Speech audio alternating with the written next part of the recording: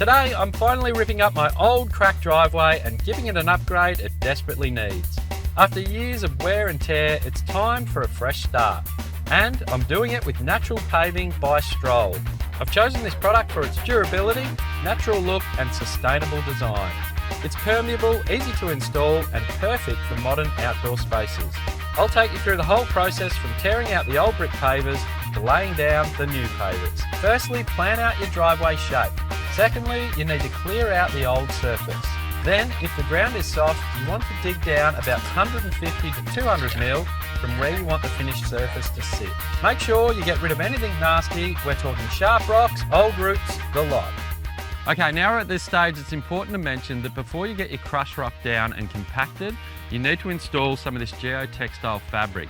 Now, this is really important on things such as driveways because of all the pressure and the weight coming down from the cars. Make sure that clay that might be sitting underneath doesn't push up through your panels and then you'll end up with a mess. Don't forget a slight slope for drainage so water runs off and not into your garage.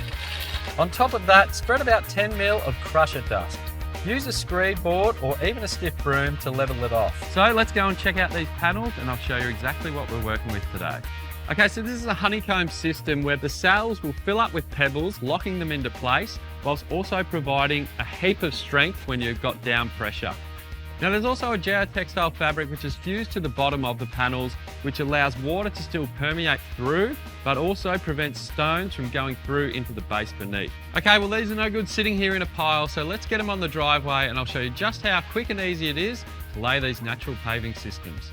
I'm Lyndon from Natural Paving. Dale's finished all the prep work for his driveway and he's going to be using our honeycomb natural paving system for his drive. This system is incredibly strong and when filled with pebbles, provides a very, very stable surface for walking on, as well as being strong enough to drive trucks on. Filled with pebbles, it can hold over 800 tonne per square metre. So you can put this on any commercial or residential application with confidence. Start in the corner, line up your first panel and off you go. Each new panel overlaps the next on the geotextile and any curves or cutouts can be made with a sharp knife, heavy duty scissors or tin snips. You can use the offcuts to fill in any tricky bits. Okay, so I'm halfway through laying these natural paving panels and as you can see, it's going together as quick as I could have hoped for. Now, when you are putting them together, it's important to make sure that the geotextile fabric that overhangs the previous panel is covered by the new panels. Okay, so when you pull a new panel up to start a new row, you want to leave a gap between the previous line by the same as a cell or about 10 to 15 mil. That way pebbles can get in there and fill it up and lock it all together. Otherwise, if you pull it too closely together, you'll end up with small little gaps like this, which pebbles won't go down and you'll have a void underneath. Well, all the natural pave system is in place now and it only took me about 2 hours and most of that was in doing the cuts. So it went together really well and now we've just got to wait for some pebbles to arrive. We can back the truck up in and then we can spread it all out. Okay, the stone's now landed. The truck had no dramas driving back and dumping it for me in the middle of the driveway, which should make for pretty easy spreading throughout the whole driveway. Now I've gone with a 10 to 14 mil brown granite, which I think is going to look really nice with the colour of our garden and everything surrounding. Fill the pavers until there's a layer of stones on top of the pavers and the pavers are hidden.